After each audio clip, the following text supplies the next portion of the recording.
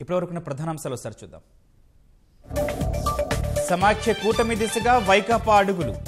జగన్తో కేటీఆర్ తొలి విడత సానుకూల చర్చలు.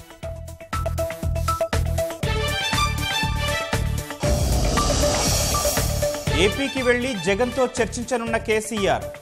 గుణాత్మక మార్పు అవసరమన్న కేటీఆర్.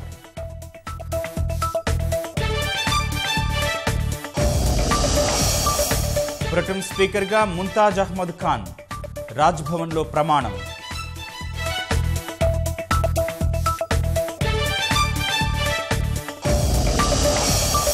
అనర్హత వేటు అప్రజాస్వామికమన్న యాదవరెడ్డి.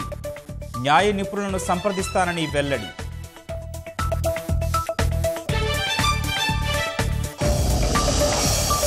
కర్ణాటకలో కొనసాగుతున్న రాజకీయ వేడి.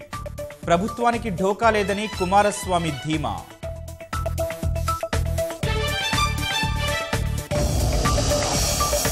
కాంబోడియాలో విచక్షణారహితంగా అడవుల ధ్వంసం. అంతరించిపోతున్న అరుదైన జీవజాలం.